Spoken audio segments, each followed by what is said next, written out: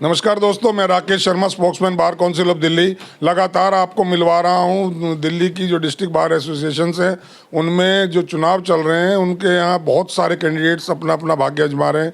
इस समर में कूदे हैं किसी किसी अलग अलग पोस्टों पर, और मैं आज आपकी मुलाकात एक ऐसे ही कैंडिडेट से कराऊंगा जो अपना परिचय भी खुद देंगे, अपनी पोस्ट का परिचय भी खुद देंगे, क्योंकि मैं चाहता हूं कि जो चीज़ आप जानना चाहते हैं कैंडिडेट के अंदर से वो आप खुद जानें। कपिला जी, आपका बहुत बहुत वेलकम है वकीलों के इस चैनल में। मैं आपके बारे में थोड़ा सा ब्रीफ लोगों को बता दूं। दोस्तों, ये born and brought up in Delhi और फर्स्ट जनरेशन लॉयर हैं। इन्होंने अपना जो लॉ है 2009 में मेवाड़ कॉलेज CCS यूनिवर्सिटी से किया और तब से लेके आज तक ये पटियाला हाउस में प्रैक्टिस कर रहे हैं और हमेशा आपके बीच में हैं। तो दोस्तों, आप सुनेंगे इन्हीं की ज़बानी क्या इनका विज़न है। मैं आपके साथ एक सवाल के साथ आ रहा हूँ आपके पास। क्या विज़न है आपका, क्या रीज़न है जिस वजह से आप ये इलेक्शन फाइट कर रहे हैं? सबसे पहले तो मैं ये बताना चाहता हूँ कि मैं एडिशनल सेक्रेटरी के पोस्ट पे कंटेस्ट कर रहा हूँ। तो बहुत सी एडवोकेट्स की लोकल समस्याएं हैं। सबसे पहले तो प्रैक्टिसिंग लॉयर को आना चाहिए इस फील्ड में, क्योंकि जब तक लोकल समस्याओं का नहीं पता होगा तब तक हम आगे उसको सही तरीके से उसको एग्जीक्यूशन नहीं कर सकते। जो भी बेसिक समस्याएं हैं, चाहे चैम्बर बांटने की समस्या होगी, चैम्बर जितने भी चैम्बर बटेंगे तो वो पारदर्शिता होगी उनके अंदर। चैम्बर सही से नहीं बट पाना, ये भी एक चीज़ गलत है। फिर एक साफ़ पटियाला हाउस कोर्ट का जो परिसर है वो साफ़ होना चाहिए और एडवोकेट्स को साफ़ भोजन मिलना चाहिए। ये सब मेरे चुनाव के बेसिक मुद्दे हैं। उसके अलावा अगर बात करें एडवोकेट प्रोटेक्शन एक्ट की, तो वो सिर्फ अभी तक राजस्थान में ही हुआ है, दिल्ली में अभी तक नहीं हुआ। अभी एक ड्राफ्ट बना हुआ है लेकिन वो अभी तक वो तो एग्जीक्यूट पूरे नहीं ऑल हुआ। ओवर इंडिया की समस्या है, जी सर, जी सर। तमाम एडवोकेट्स की समस्या। मैं अगर फोकस करूं केवल पटियाला हाउस कोर्ट पर, तो यहाँ ऐसी कौन सी समस्याएं हैं मेन जो आप समझते हैं कि अगर आप आ गए चुन करके तो आप उन पे काम कर पाएँ? सबसे पहले तो जो कैंटीन है वहाँ पर खाना सही तरीके से नहीं मिलता, तो उसके लिए हम पूरा एग्जीक्यूशन करेंगे कि खाना हाइजीनिक हो, सही तरीके से मिले और कोर्ट परिसर जो है वो साफ़ सुथरा रहे। और उसके अलावा एक पार्किंग भी एक बहुत बड़ी समस्या है पटियाला हाउस कोर्ट की, कि जब भी कोई 10:30 बजे वकील साहब आते हैं तो उनको पार्किंग की जगह नहीं मिलती और प्राइवेट जितने भी वेंडर्स हैं वो क्लाइंट्स की गाड़ी लगाते हैं और एडवोकेट की गाड़ी नहीं लगाते। तो इसलिए ये सबसे बड़ी समस्या ये भी है।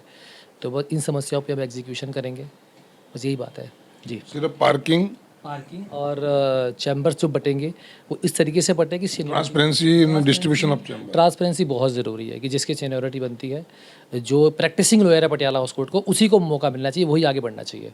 और कोई प्रॉब्लम आपको नज़र आई हो पिछले, आप 2009 से यहाँ हैं, लगभग 15 साल आपको हो गए, तो कोई और पटियाला हाउस कोर्ट में एडवोकेट्स की कोई प्रॉब्लम आपके जहन में आई?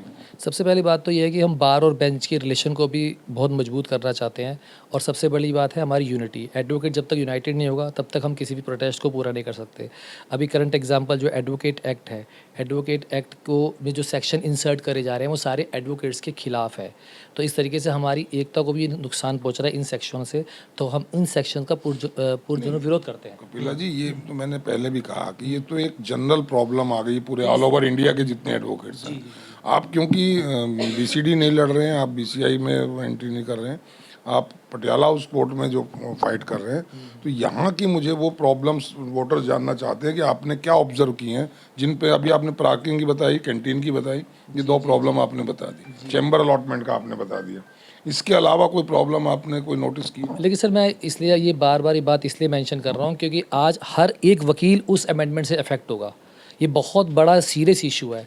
ये तो इस तरीके की अमेंडमेंट बार का जो वर्चस्व है वही खत्म कर देगी। ठीक है आपकी बात, मैं उस पर बात नहीं कर रहा हूँ अभी, उसके लिए आपका अलग से बातचीत करेंगे। जी जी जी। अभी आपका इलेक्शन का आज आपने नॉमिनेशन किया है, तो आप अपने इस इलेक्शन तक कन्फाइन अगर रहे तो वहाँ की आप बात। हाँ, अगर देखा जाए तो पटियाला हाउस कोर्ट में और चैम्बर बटने चाहिए, चैम्बर मिलने चाहिए सब वकीलों को। यहाँ पर स्पेस बहुत लिमिटेड है, तो ऐसे स्पेस देखे जाएँ जहाँ पर चैम्बर बनाए जा सकें, सीट्स बनाए जा सके, यूथ को सीट्स मिलनी चाहिए।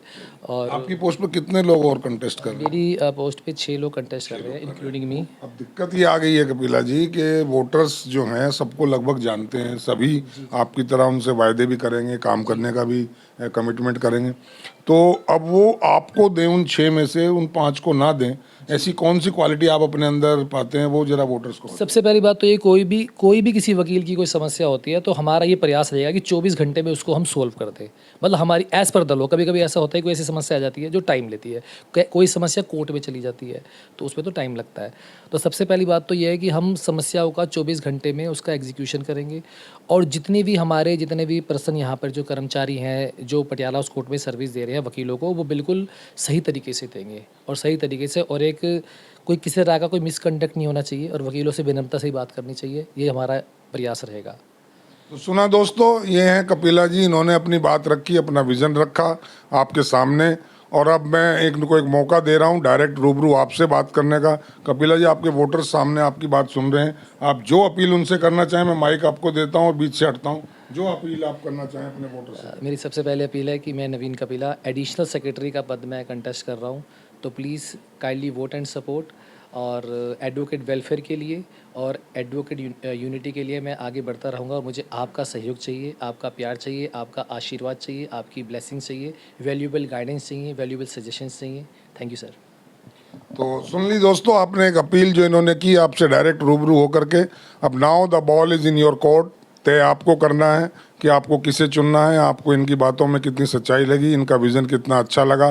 दूसरे कैंडिडेट से भी मैं कोशिश करूंगा आपकी बातचीत रूबरू कराऊं, तब आप कंपेयर कर लीजिएगा और कि बिना किसी इज़्म के, बिना किसी फेवर किए, बिना किसी प्रेशर में आए अपनी अमूल्य वोट का जो है आप बहुत सोच समझकर और तोल कर कैंडिडेट्स को तोल लीजिएगा, उनके विज़न को भांप लीजिएगा, जांच लीजिएगा, सच्चाई को जान लीजिएगा, तब आप अपने अमूल्य वोट का इस्तेमाल करें ताकि एक अच्छी बेहतर बार का निर्माण हो सके और एडवोकेट्स का वेलफेयर हो सके।